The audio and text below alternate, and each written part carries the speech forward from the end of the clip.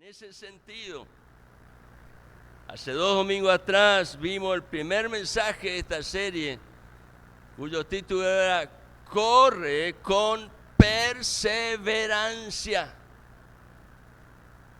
Luego el mensaje el domingo anterior fue Corre con disciplina y propósito. Pero hay algo más. Mientras corres, recuerda tener presente esta premisa. No mires atrás. Este aspecto de la carrera, no mires atrás, es determinante. ¿Para qué? Para alcanzar una relación sin estorbo con aquel que es suficiente y fiel para guiarnos con éxito hasta el final de la carrera. Por supuesto, estoy hablando de aquel que es suficiente y fiel, y me refiero, sin lugar a dudas, a Jesucristo, el autor y consumador de la fe. ¿Por qué es determinante correr y no mirar atrás? Hay una palabra que Jesucristo declaró y que a mí realmente me impactó en un momento de mi vida en el cual empezaba a flaquear. Y creo que los vientos que soplaban eran tan fuertes que no hacía falta mucho más para que yo empezara a sostener mi mirada hacia atrás, en lo cual me había detenido en ese tiempo de mi vida, hasta que el Señor se manifestó a través de su Espíritu Santo y Él me recordó esas palabras que se encuentran en el Evangelio de Lucas, capítulo 9, versículo 62. Y Jesús le dijo: ninguno que poniendo su mano en el arado, el que va abriendo el surco, el que va haciendo la obra para que realmente la semilla pueda caer en el lugar justo, ninguno que poniendo su mano en el arado mira hacia atrás es apto para el reino de Dios. Eso lo dijo Jesucristo, y es algo a lo cual debemos prestar atención. Mirar hacia atrás puede significar duda respecto del futuro. Puede significar falta de firmeza con relación a la meta hacia la cual debo avanzar, y eso representa vivir sin propósito. Pero muchas veces mirar hacia atrás significa añoranza de un pasado que todavía te distrae, te atrapa y muchas veces te seduce. Eso significa mirar atrás, representa un corazón dividido. Por eso es un estorbo para una relación correcta con el autor de nuestra maravillosa salvación. El mensaje en esta mañana es: corre con perseverancia, con disciplina y propósito, pero corre sin mirar atrás. Quiero que me acompañen, por favor, a la lectura bíblica que se encuentra en el libro de Génesis, un pasaje muy conocido, en el capítulo 19.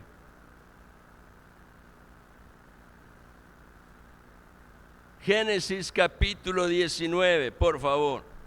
Leemos ahí la palabra del Señor desde el versículo 12 al 17. Y dice así la Escritura. La leemos en esta mañana en el nombre del Padre, del Hijo y del Espíritu Santo. Es palabra de Dios. Y dijeron los varones a Lot. ¿Quiénes eran esos varones? Ángeles. El capítulo anterior, 18, nos muestra algo realmente impactante, porque revela la importancia y la intensidad de la oración intercesora.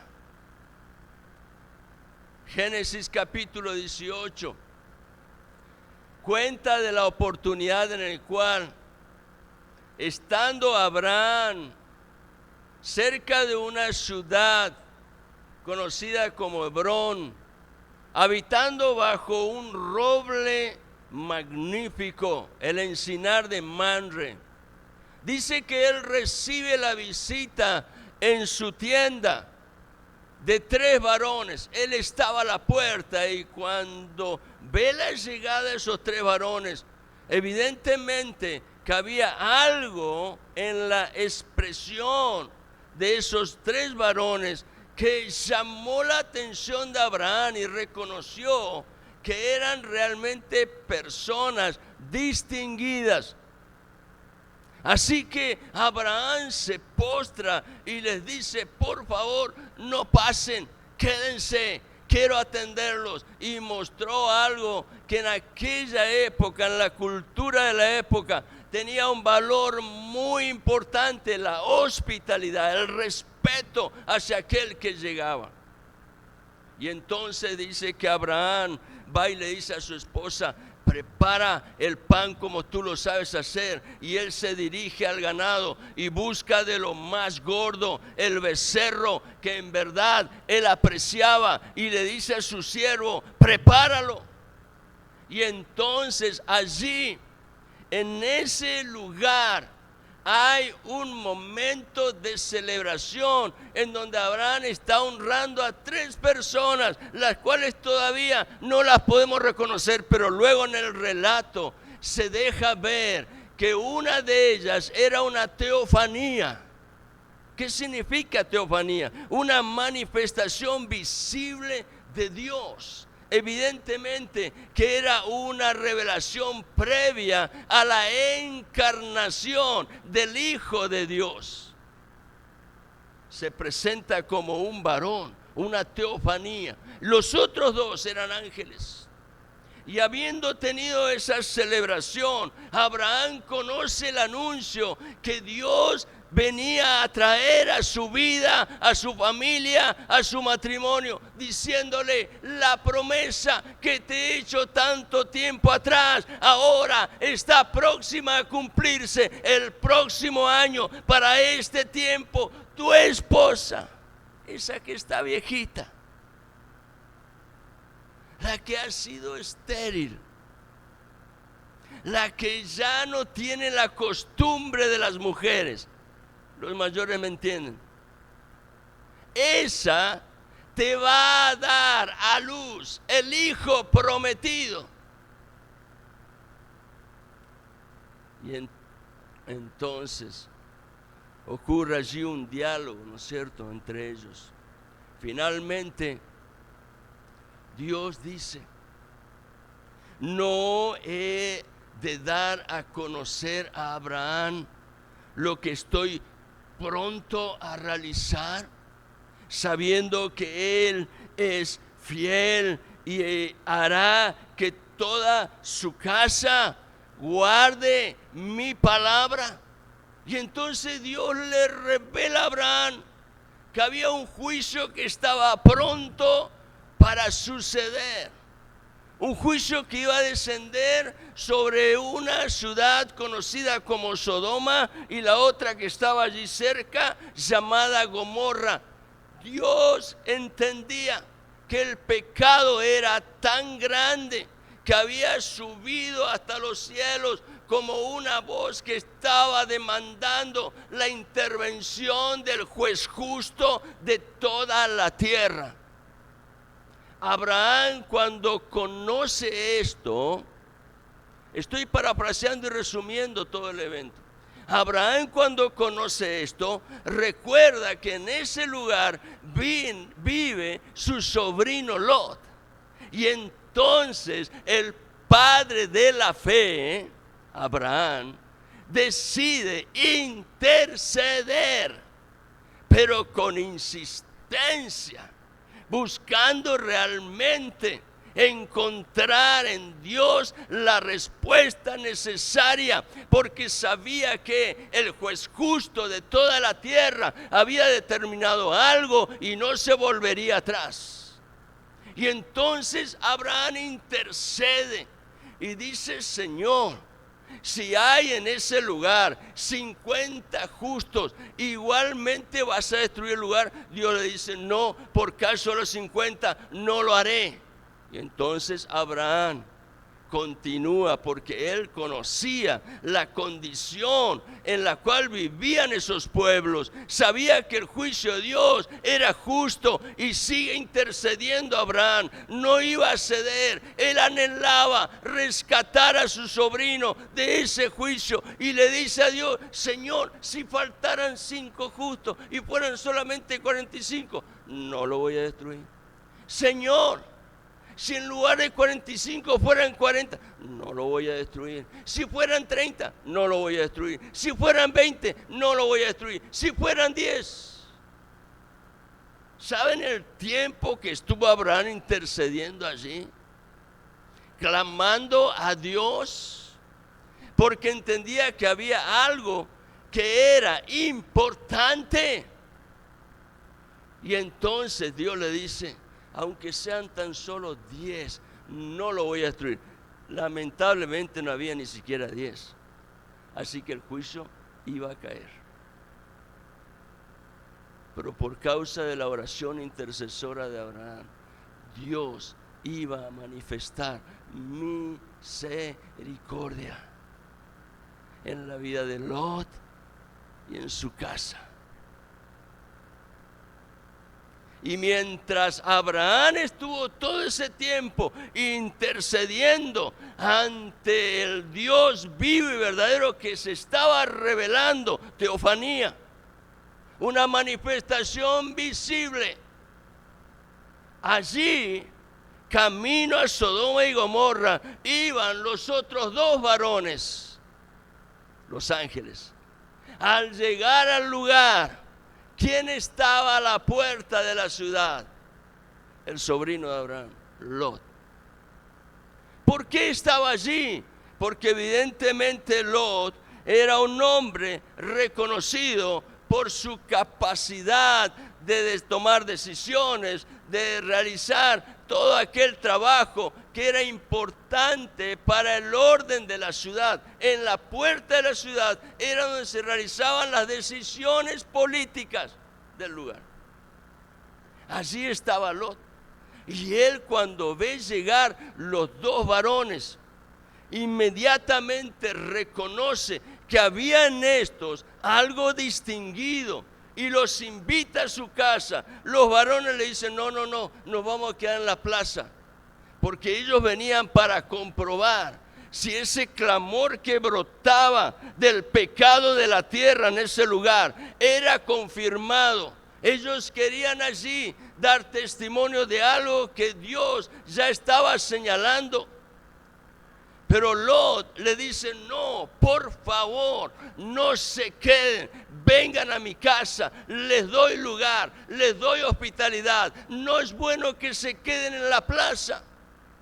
Y los varones acceden.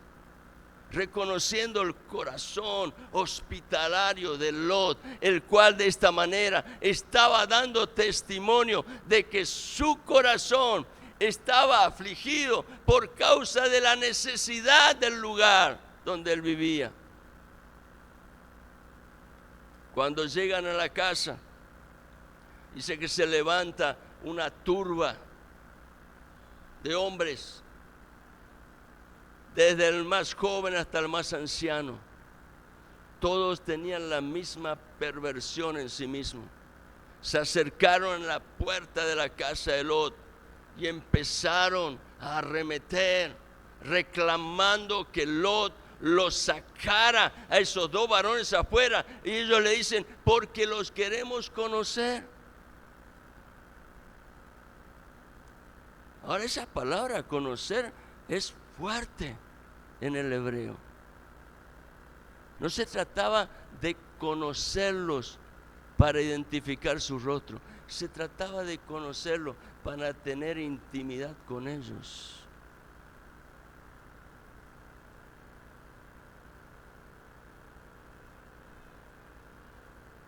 Decididamente, aquellos dos varones están confirmando que el decreto del cielo era algo justo y no podía volverse hacia atrás. El juicio definitivamente iba a descender. Y entonces sucede este relato que tienen los dos varones con Lot para rescatarlo del juicio. Y leemos allí la palabra. Génesis 19:12. Y dijeron los varones a Lot, los dos ángeles: ¿tienes aquí alguno más? Yernos, tus hijos y tus hijas y todo lo que tienes en la ciudad, sácalo de este lugar. Eso significa que ya estaba determinado. Porque vamos a destruir este lugar, por cuanto el clamor contra ellos ha subido de punto delante de Jehová. Por tanto, Jehová nos ha enviado para destruirlo. Entonces salió Lot. En un momento, Lot sale de su casa para hablar con sus yernos, los que habían de tomar sus hijas, y les dijo a sus yernos: levantaos, salid de este lugar, porque Jehová va a destruir esta ciudad. Mas pareció a sus yernos como que se burlaba. Wow. No le tomaron en serio. ¿Saben qué pasa? Que cuando hemos vivido mucho tiempo contemporizando con lo que vive el mundo en sus prácticas y en sus hábitos, cuando hablamos en verdad, muchas veces a los otros les cuesta creernos.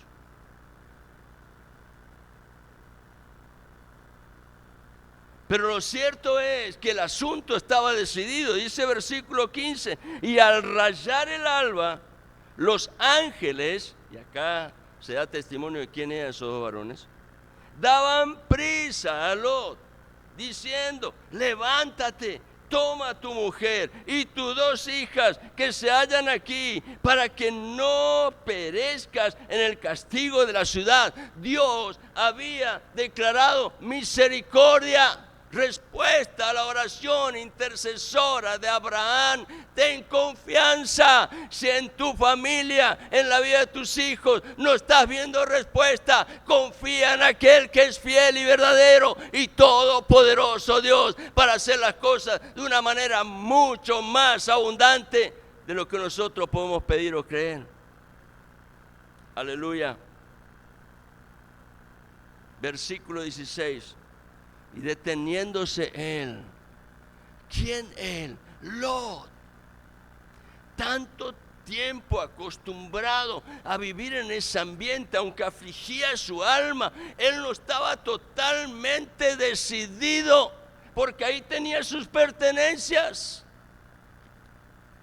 Deteniéndose él, los varones asieron, le tomaron de su mano y de la mano de su mujer y de la mano de sus 2 hijas, según la misericordia del Señor para con él, y lo sacaron. Muchas veces Dios tiene que actuar de esa manera, empujándonos, porque no tenemos las fuerzas a causa del tiempo que hemos contemporizado con todo lo que el mundo nos ofrece. Pero en la misericordia de Dios hay realmente algo precioso. Y dice, lo sacaron y lo pusieron fuera de la ciudad. Versículo 17. Y cuando los hubieron llevado fuera, dijeron, los 2 ángeles le hablan a Lot y su familia: escapa por tu vida, no mires tras ti, ni pares en toda esta llanura. Pero ¿saben qué es lo lindo? Ellos le dijeron, escapa al monte. Ellos estaban en la llanura y los ángeles dicen, suban hacia arriba, escapa al monte, no sea que perezcas. Sigue el relato, no lo vamos a seguir leyendo, simplemente menciono algo que allí acontece en los versículos que siguen, y es que Lot pide clemencia, tiempo, para poder llegar a una ciudad muy pequeña que estaba cerca de Sodoma y Gomorra, conocida como Zoar, y le conceden el beneficio de ese favor. Y cuando ellos llegan a Zoar, empieza a descender el juicio de Dios, azufre y fuego, que consumió todo lo que había. Dice la Escritura que todo se volvió ceniza. Pero cuando estaban en Zoar, ven el juicio de Dios descender, recordando las palabras de los 2 ángeles. Lot decide subir al monte, y en el camino, dice el versículo 26 del capítulo 19 de Génesis, la mujer de Lot miró atrás, a espalda de él, y se volvió estatua de sal. La orden de los ángeles era: escapa hacia el monte. No se trataba solo de salir de un lugar negativo en lo espiritual y social, como lo era Sodoma y Gomorra, debido a la inmoralidad que había en ese lugar, sino que se trataba de salir de ese lugar para correr hacia Dios y vivir una vida con propósito. Ese es el gran llamado de Dios. Y ya vamos a ver de qué se trata el propósito de Dios con nuestras vidas. Algo para lo cual fuimos predestinados en Cristo. Hoy, salir del lugar que no conviene puede significar dejar atrás todo aquello que es un freno en tu vida espiritual y no te permite madurar. Debemos pararnos en la vida y cada tanto examinar cómo está nuestra vida espiritual. ¿Estamos creciendo en Dios o hemos quedado ahí estancados?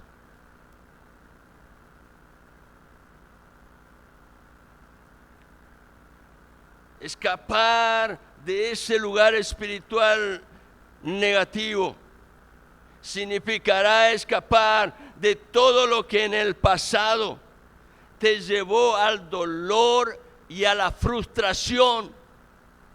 Escapar de algo que nosotros creemos que estamos exentos porque no tenemos una imagen en nuestra casa, pero que sin embargo en algún aspecto está siendo descubierto en nuestra vida, y eso significa idolatría. Escapar de la idolatría que existe en el mundo. No se trata solo de una imagen. La idolatría, en cualquiera de sus formas, promueve una vida que es contraria a los principios y valores que Dios declara en su palabra revelada. Idolatría es todo aquello que, aunque aparente ser bueno, corre a Dios del centro de mi vida. La idolatría se presenta con diferentes trajes. Por eso le decía, no se trata solo de imágenes. La idolatría se puede presentar con el traje de la religión. La idolatría se puede presentar con el traje de un rito, de una costumbre, de una tradición, de una cultura, de una moda. El nombre que le pongamos a la idolatría es solo una máscara que está en la superficie, pero en el fondo la idolatría lo que promueve es la rebelión del corazón del hombre hacia los principios y valores que Dios declara en su palabra. ¿Y saben cuál es el problema de esto? Que cuando esto tuvo lugar en nuestra vida, empieza a suceder algo en nuestra manera de pensar, en donde cobra valor el relativismo. Parece una palabra difícil, pero es sencilla. El relativismo es la gran moda que impera en todos los niveles del conocimiento, alcanzando aún el relativismo en el ámbito de la teología, donde se pretende confundir y engañar en relación a la única revelación que es pura, la cual Dios declaró a través de su palabra inspirada. Por eso es que no coincido muchas veces con los pastores que dicen, ocupa tu tiempo en leer buenos libros. Yo digo, ocupa tu tiempo en leer la palabra. Porque lo único que tiene inspiración de Dios es la palabra revelada. Los libros escritos por escritores cristianos que han tenido experiencia con Dios son muy buenos, pero no deben ser lo determinante en tu vida. En mi vida lo determinante tiene que ser la palabra de Dios, porque tiene el sello del Espíritu Santo. Para el relativismo, lo único importante, ¿saben qué es? Satisfacer las necesidades y ambiciones del Señor que opera en el alma. ¿Cuál es ese Señor? El Señor yo, que dice yo quiero, yo decido, yo sé, yo propongo, yo hago. En el relativismo, los sentimientos en el alma parecen ser más importantes, y presta atención a esto, los sentimientos en el alma parecen ser más importantes que una vida sana en el espíritu. Y esto es algo que nosotros tenemos que tener cuidado, porque necesitamos tener una vida sana en el espíritu, ya que es a través de esa vida que es posible tener una relación correcta con Dios. Y cuando el corazón está dividido, ese era el problema de la mujer de Lot, y en algún sentido lo afectó también a Lot mismo, pero él supo reaccionar porque él había cultivado los valores de Dios. Cuando el corazón está dividido, el problema es que la mitad del corazón está en las cosas de Dios y la otra mitad en las cosas del mundo. Y a causa de eso, de un corazón dividido, no es posible tener una relación correcta con Dios. Y cuando no hay una relación correcta con Dios, empiezan a encadenarse otros problemas. ¿Por qué? Porque sin una relación correcta con Dios, no tengo una visión clara de la meta hacia donde quiero avanzar. Y si no hay meta, tampoco habrá una definición completa del propósito de Dios en mi vida. Todo eso se encadena, se une.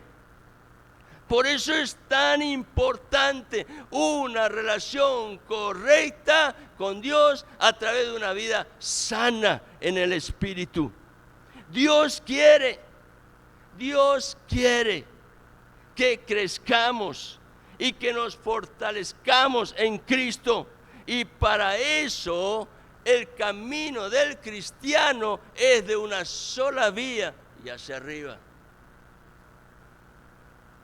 El camino del cristiano no tiene una ida y vuelta, es hacia arriba.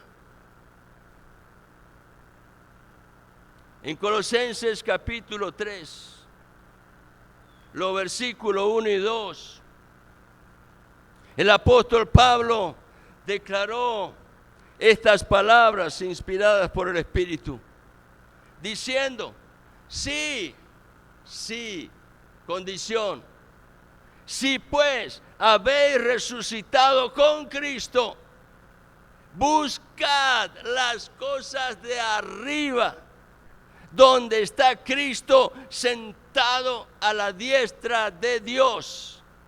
Y entonces vuelve a reforzar el concepto. En el versículo 2 dice Pablo: poned la mira en las cosas de arriba, no las de la tierra. Por supuesto, eso significa que voy a tener como prioridad en mi corazón las cosas de arriba. No significa que voy a caminar negando todo lo que existe en la tierra, pero voy a estar atento para saber discernir y no dejar que aquello contamine mi vida espiritual. Volviendo a Génesis 19:17, en donde los ángeles dicen: escapa. La orden era: escapa hacia el monte, sal de ese lugar. Pero le dicen: mira hacia arriba, busca a Dios, no te detengas, no pierdas el tiempo mirando los costados, porque eso te va a llevar a mirar atrás. No se trataba solo de salir de un lugar negativo, sino de salir corriendo hacia Dios para vivir una vida con propósito. Una vez leí un comentario teológico. Por eso es que tenemos que estar bien abiertos y sensibles a la voz del Espíritu. Un comentario teológico que lo criticaba al extremo a Elías cuando él huyó de esa mujer llamada Jezabel que quería darle muerte. Pero ¿saben una cosa? Yo descubrí algo y sé que no fue con mi intelecto. Fue la gracia del Señor guiándome a través del Espíritu Santo, que Elías corrió pero no a cualquier lugar. Él salió de esa ciudad para ir al lugar donde él sabía que se iba a encontrar con Dios. Él huyó al monte Horeb, pues sabía que allí se encontraría con Dios. Y eso en verdad ocurrió. ¿Se dan cuenta lo importante que es estar sensible a lo que el Espíritu quiere despertar en nuestro espíritu para mostrarnos la verdad de Dios y ayudarnos a fortalecernos en esa fe en la cual lo vamos a sostener y vamos a tener valor para enfrentar aún los momentos más difíciles? Yo escribí aquí: si voy a correr de un lugar que no me conviene, lo tengo que hacer buscando a Dios. Y entonces yo puse acá: ¿de qué sirve salir de Guatemala para caer en Guatepeor? ¿De qué me sirve?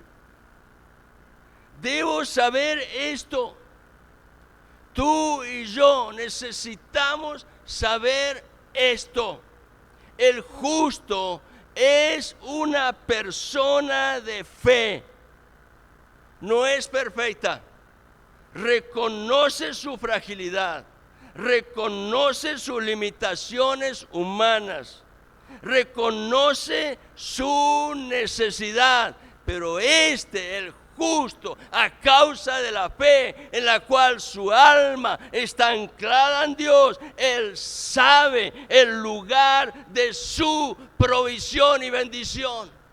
Por lo tanto, cuando él corre a la presencia de Dios, en donde él sabe que va a ser levantado. Dios no te va a dejar allí tirado.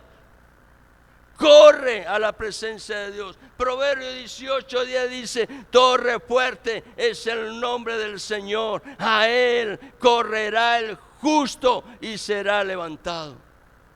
Eso significa que cada día es la oportunidad. Por eso Dios nos llama a despertarnos cada día para ver su creación y reconocer una oportunidad maravillosa de seguir creciendo en Él, afirmando mi relación con Cristo.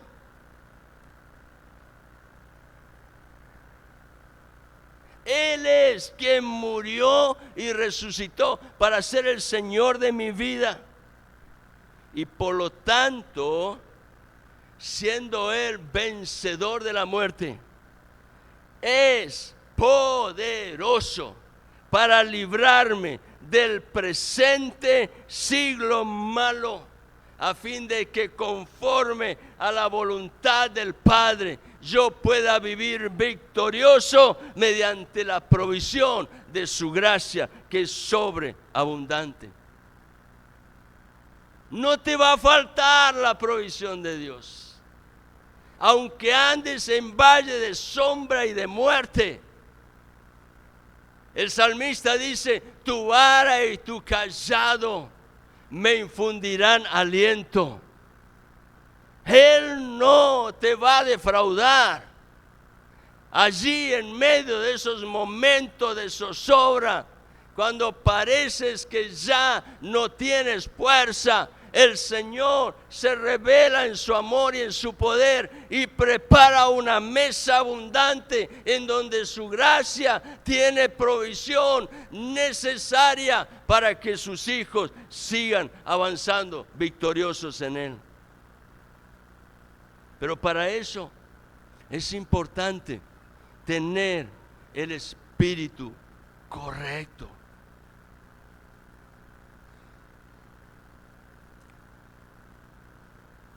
Cuando por voluntad de los hombres Dios le concede a Moisés el pedido que le había hecho su pueblo de enviar espías a recorrer la tierra, eso no fue voluntad de Dios. Eso nació en el corazón de hombres que dudaban Dios le dijo, entra y posee. Pero por cuanto ellos insistían, los líderes del pueblo, Dios le permite a Moisés, envía príncipes de cada tribu, 12.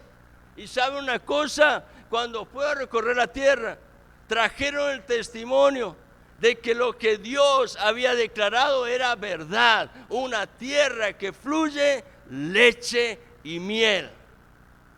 Pero sin embargo, de esos 12 espías que fueron a reconocer la tierra, solo 2 tuvieron un informe favorable. Los otros 10 desmayaban porque creían que ellos eran como langosta en comparación con los gigantes que vieron en la tierra. Pero 2 se atrevieron a decir, con Dios podemos. ¿Y saben qué dice Dios de ellos? Encontré en Josué y Caleb que hay en ellos un espíritu diferente. Ese es el espíritu correcto. ¿Y de qué me está hablando entonces cuando me habla del espíritu correcto? De un espíritu diferente. Es un espíritu sensible a la palabra de Dios. Sensible. Cuando Dios habla, tu espíritu se conmueve. Es lo que necesitamos y es lo que Dios ha provisto. El Espíritu Santo es el anticipo de una herencia maravillosa. Es el sello que Dios nos ha dado para que podamos caminar con seguridad, con firmeza. Cuando el Espíritu habla a través de su palabra, está hablando a mi espíritu. Y cuando el Espíritu le habla a mi espíritu, le enseña el camino bueno y recto, el cual muchas veces va a significar que yo tenga que reconocer que necesito volverme de mis pasos, porque he errado.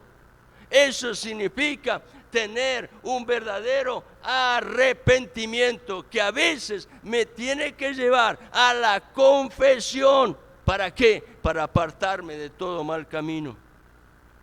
Cuando eso ocurre, cuando hay un verdadero arrepentimiento, entonces hay una verdadera conversión. Y en la presencia del Espíritu hay libertad y una continua experiencia de transformación que me guía al propósito de Dios en mi vida. ¿Cuál es el propósito de Dios en mi vida? Que yo sea feliz, que yo tenga en el banco los mayores recursos que puede un hombre recoger con su trabajo, que yo tenga los mejores títulos, la casa más pomposa que tienen los famosos, el auto de primera marca. No, ese no es el propósito de Dios para tu vida y para mi vida. El propósito de Dios para tu vida y para mi vida es que tú y yo seamos hechos a la imagen de Cristo. Y para esto fuimos predestinados. Es en el único lugar donde cae la palabra predestinación. No hay predestinación para salvación. Es un gran engaño. Fuimos predestinados para ser hechos a la imagen de Cristo. Por tanto, quiero dejarte este pensamiento. Corre y hazlo con paciencia. No siempre las cosas resultarán como tú lo proyectaste.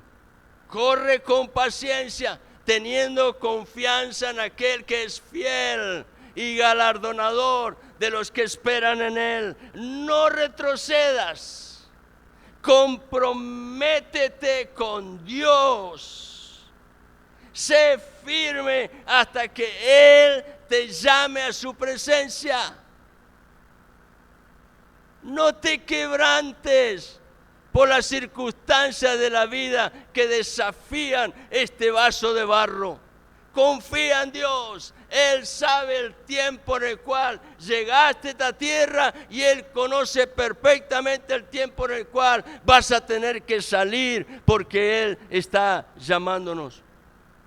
Mientras tanto, sé firme, sé paciente, sé perseverante, muestra la misma solicitud hasta el fin. No seas una golondrina de verano.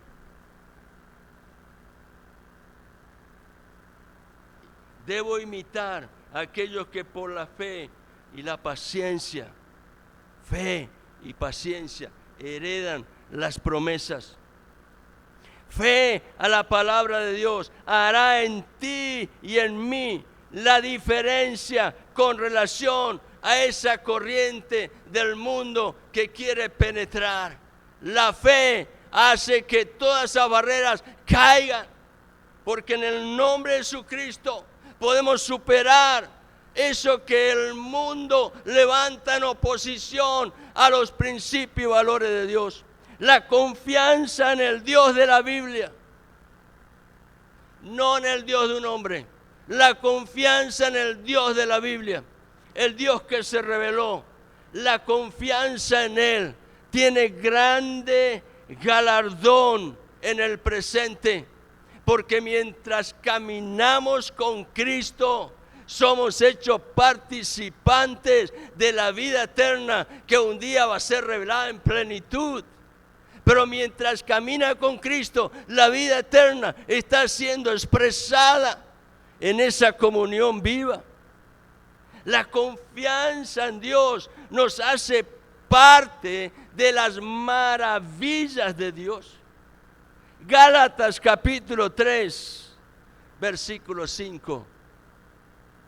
Dice la Escritura: aquel pues, señalando a Dios, que os suministra el Espíritu, con mayúscula, habla del Espíritu Santo que mora en la vida del justo. Aquel pues que os suministra el Espíritu y hace maravillas entre vosotros, ¿lo hace por las obras de la ley o por el oír con fe? Por tanto, bueno es recibir la palabra como palabra de Dios. Palabra que sana. Palabra que liberta. Palabra que vivifica. Palabra que levanta para un propósito fiel en Cristo, y que un día va a ser manifestado a través de una corona de justicia. Lo decía el apóstol Pablo, 2 Timoteo capítulo 4, versículo 8. Por lo demás, me está guardada la corona de justicia, la cual me dará el Señor juez justo en aquel día, y no solo a mí. La promesa también es para ti y para mí. No solo a mí, dice el apóstol, sino también a todos los que aman su venida. Dios tiene preparado una corona que no se marchita, no envejece. Es una palabra, como bien señala el apóstol Pedro, una corona, una herencia incorruptible, incontaminada, inmarcesible. Aleluya. Pero ¿sabe una cosa? Es necesaria la perseverancia. Es necesario correr la carrera de la fe. Es necesario seguir adelante hacia la meta, corriendo con paciencia. Busca a Dios. No te rindas. Busca a Dios. Si otros te fallaron, confía en el Señor. Él no te va a defraudar. Confía en Dios. Apóyate en Él. Decídete a seguir en pos de Él. Busca a Dios para conocer y hacer su voluntad. Corre la carrera de la fe con disciplina, con propósito. Termino con esto. Jesucristo, en los tiempos de su día aquí en la tierra, cuando Él sabía que estaba próximo a ser levantado en una cruz, como ofrenda de Dios para la redención del género humano. Al final de los tiempos, Jesucristo dice que es importante que tengamos presente algo que nos anuncia lo valioso que es estar atento al testimonio de Dios en su palabra. Jesucristo le dijo a sus discípulos: acordaos, hablando de las señales de su segunda venida. En Lucas capítulo 17, versículo 32, Jesús le dice: acordaos de la mujer de Lot. Esto significa, presten atención, cuídate de no tener un corazón dividido. Necesito mirar hacia adelante, hacia esa meta gloriosa que es Cristo en nosotros, una esperanza viva y gloriosa. No pongas tu atención en un mundo pasajero que pronto se derrumba, que está listo para el juicio. No pierdas el enfoque.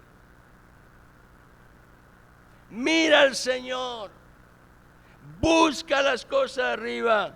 Sé perseverante. Sé paciente. Y déjame decirte algo. Muchas veces volvemos la mirada atrás porque alguien a través de una actitud equivocada nos ha herido. ¿Habrá alguno aquí? Pero déjame decirte esto de parte de Dios. Dios está profundamente interesado en sanar tus heridas y en traer ese bálsamo que tu corazón necesita, a fin de que el alma reciba el refrigerio que la renueva en fe y le da nuevas fuerzas. ¿Sabes una cosa? Dios lo sabe todo en tu vida y en mi vida. Nada está escondido de Él. Él sabe perfectamente de los recuerdos que amargan el corazón. Él sabe perfectamente de tus temores, sí, los conoces perfectamente. Él sabe de tus aflicciones. Pero déjame decirte esto: deja de echar la culpa a los demás y permite que Dios te sane y te liberte, que haga de ti algo nuevo, algo precioso, algo poderoso. Vuelve a Dios con gratitud. Él está pronto para derramar su bálsamo y cambiar mi queja y tu queja en alabanza. Si vuelves a Él, encontrarás la paz que necesita el corazón. Aleluya. El llamado de Dios en esta mañana es que sigamos corriendo. Aléjate de lo que no te sirve, de lo que no te conviene. El Espíritu Santo te va a enseñar. Él es el maestro perfecto. El Espíritu Santo nunca se equivoca. Pero cuando tienes la señal del Espíritu Santo, créela, recíbela y tómala para tu vida, con la decisión de caminar en pos de Él. Corre sin mirar atrás. Corre. Un hombre que escapó de la droga vivía rodeado de un ambiente totalmente corrompido. Para ellos era lo mismo matar a uno o matar a 10. Total, daba igual. Pero habiéndose encontrado con Cristo, él pudo escuchar la voz de Dios y escribir un libro dando testimonio de su propia experiencia, en donde él podía saber que el Espíritu Santo le estaba diciendo: corre, Nicky, corre, escapa de ese lugar, vuelve a Dios, pues los brazos del Señor están prontos para recibirte, para abrazarte, para levantarte. Suelta toda carga, suéltala. No sigas mimando ese peso que trae amargura a tu corazón. Suéltalo. Aléjate del lugar donde hay pecado y busca al Señor de corazón, y verás a Dios obrar mucho más de lo que te puedas imaginar. Aleluya. Le invito a estar en pie, por favor. Aleluya. Gracias, Señor, porque tú eres real. Aleluya. Tú eres real.